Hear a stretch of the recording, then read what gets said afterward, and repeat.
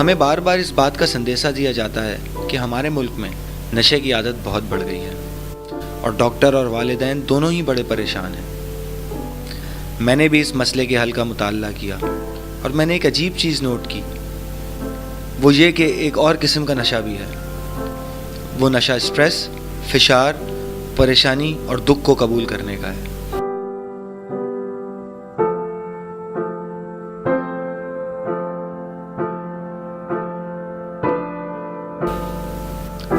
میں ایک بار کچہری گیا، چھوٹا سا کام تھا۔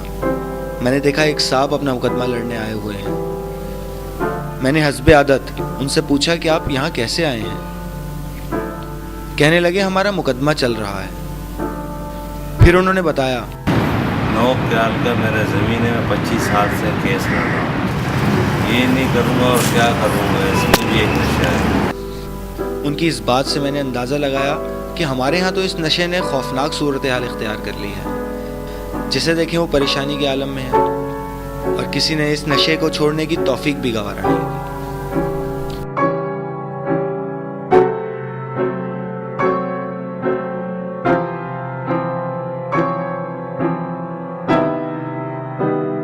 میرے ایک دوست ہیں، انہیں آدھے سر کے درد کی شکایت ہے اور وہ ایک ایسا طے شدہ درد ہے کہ ہفتے میں ایک مرتبہ بدھ کے دن ضرور شام 3 بجے کے بعد ایک چھوٹے سے میز پر اپنی دوائیاں اور رسالے لے کر بیٹھ جاتے ہیں، درد کے حملے کا انتظار کرتے ہیں اور ٹھیک 3:30 بجے ٹھا کر کے انہیں اٹیک ہو جاتا ہے۔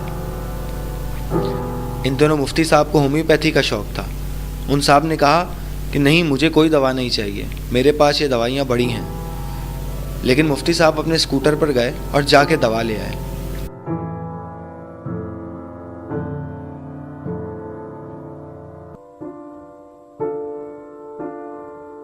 اب اللہ کی مہربانی اور اتفاق دیکھیے کہ پہلے 3:30 بجے، پھر 4 بج گئے اور پھر 5 بجے ان صاحب نے زور سے چیخ ماری اور پریشان ہو گئے۔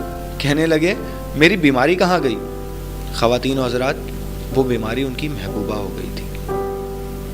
ہمیں ایک ہی ذات اور نبی کریم صلی اللہ علیہ وآلہ وسلم کی رہنمائی کا سہارا ہے جو ہر وقت ہمارے پاس ہے۔ اس وقت تک نہیں جائے گا جب ہم اللہ پر اتنا بھروسہ نہیں کرنے لگیں گے کہ جتنا کہ فرمانے والوں نے فرما دیا کہ سب کچھ اللہ کی طرف سے ہی ہے۔ ہمیں روحانیت کی رسی تھام کر مادیت کی زمین کے اوپر چڑھنے کی بڑی اشد ضرورت ہے، لیکن وہی تھامنی ہے، اسی میں نجات ہے۔